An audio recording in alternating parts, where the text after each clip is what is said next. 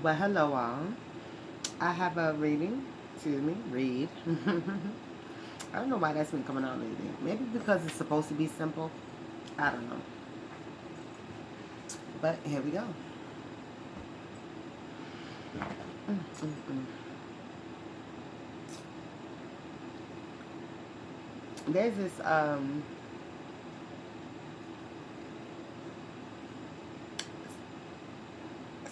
something that needs to be said, but this person is not able to get it out. There are some confessions that need to be made. People want to go to like confessional, right? Just go to your confession, the jaded confessional book, right? When people want to go to confessional, they want to confess about something, and it's been weighing on you guys.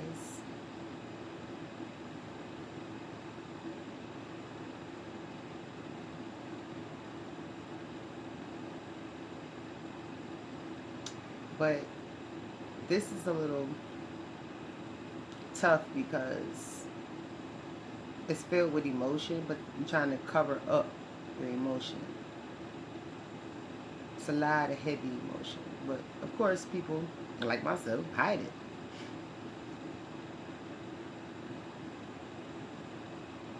It's a new journey that should have been taken, a new deal that should have been accepted, that included a new journey. But instead, you remained on this path of mediocrity.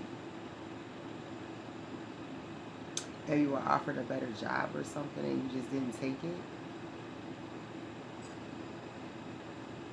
or a move and you didn't go. But it's regret. It's a lot of regret.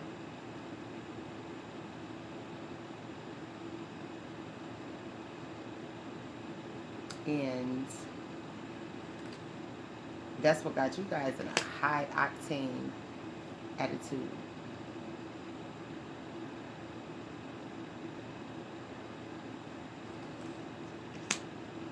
Because the situation didn't work in your favor. And the reality of that is now smacking you in the face. You realize now that you were on 10. You were on 10 when it came to a particular person or situation. But it always leads to a person, though. Every situation leads to a person. So this person, you was on 10 concerning this person.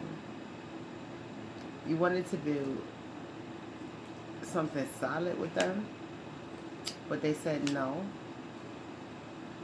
And you didn't want to take no for an answer. You became a whole jerk about it. You wanted to assert your authority over this person. But there was no authority to be asserted over them because you don't have a intimate personal relationship with them. So basically what you were doing was trying to strong arm a person and force them to do what you wanted them to do after they told you no. And that's the whole truth and nothing but the truth, so help you. Right. And it caused an imbalance. It threw something off that was already in motion. A plan that was in motion that this person had, or something that was for this poor person, was thrown off course because of your interference.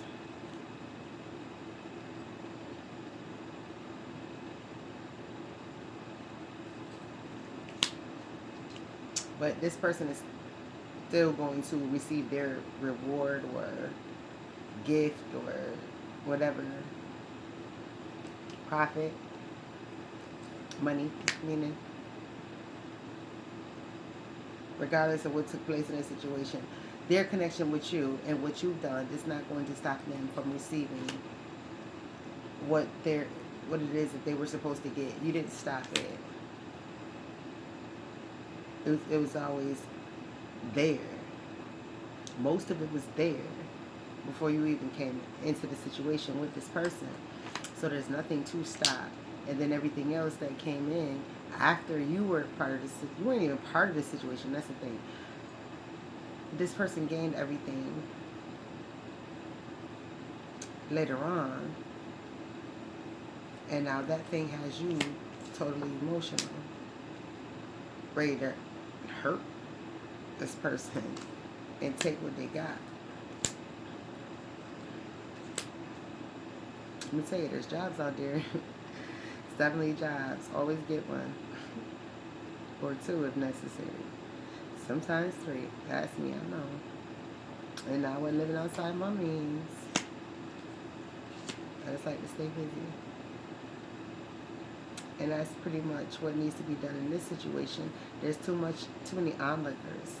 And if you were working or had a steady project or something, a steady job and a project to work on, then you wouldn't have time to be acting overly emotional. And I do mean overly emotional. This is past the 10 of Cups emotional. You passed that. So much so, you acting like a whole tyrant yourself with somebody who you don't even have a true connection with. You're trying to be a tyrant over a person who you don't have a connection with, and you want to force that connection. How are you trying to force a connection with a person who is not interested in forming a connection with you? No matter how much you want to have a connection with this person, they're not interested. So what you need to do is come to the realization that you're basically hovering. You're hovering over the person, trying to force them to make a decision. Basically what I'm saying is you're trying to bully the person into making a decision by doing stuff to them.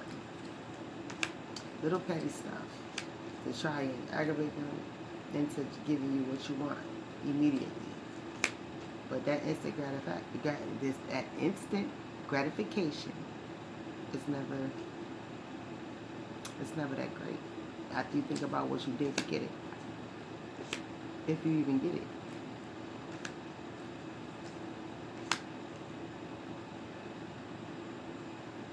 And you won't be happy even if you do get it. You're gonna wanna. It's because it's gonna lead you into a lot of legal issues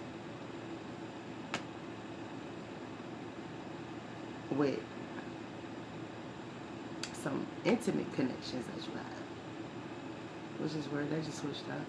So you're gonna start having issues with intimate connections that you do have because you're too busy spending time on trying to obtain this thing that you don't want. I mean that you don't have. That you don't have the rights to. So the thing you're chasing and don't have the rights to, you're gonna lose that you don't have an intimate relationship with. That's what's gonna cause you to lose intimate relationships, chasing that non-intimate situation. Because you definitely created some mistrust, distrust within your own community, your own sector. So I suggest you be careful with that.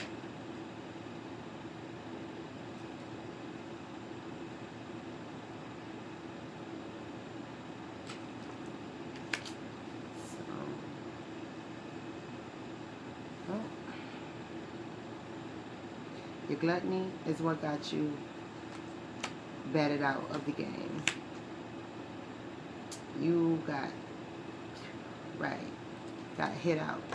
You didn't. That person got a home run. You got nothing. You got knocked out the ballpark. Battered and bruised, by the way, and put into what do you call it? Solitude. This person threw you into solitude with your crew. You thought you were gonna come up and get over it, but it didn't happen like that. So it's the realization needs to really kick in. It really does need to kick in. Because it's not a happy situation. You're not happy, you're not fulfilled, you're not satisfied, and you won't get anything. No matter how hard you try and strong arm. This person is willing to even sign over their assets to another person to keep you from getting anything from them. So they are dead set on you not getting anything because you didn't earn it. They don't know you to give you anything. In your intimate relationships where people do know you, they're fed up with you.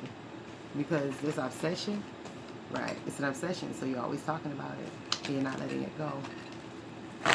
So people who know you are letting you go. Because they've had it.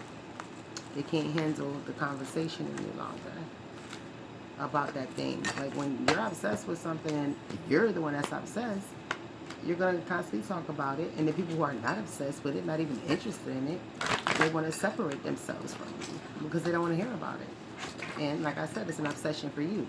Obsession means a continuous conversation about it. If someone else is around, or continuously looking at that thing, thinking about that thing, wanting that thing when you're alone. When you spend time with that thing. But it's time to let that thing go. Because that thing got a hold of you and it didn't ask to have a hold of you. But it's a person, so this person didn't ask you to have an obsession with them. Not in the least little bit, no matter what they did.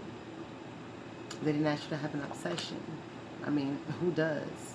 And if someone does, something wrong with them. Check them out. Please check them out. So with that being said, I'm going to go ahead and end this because this thing is going to end you. Jail or a casket. And that's pretty much what's up. Chariot, Ace of Pentacles. You're really going to have to chill out. You're going too hard. Shrimp card. You're going too hard. So have a good night.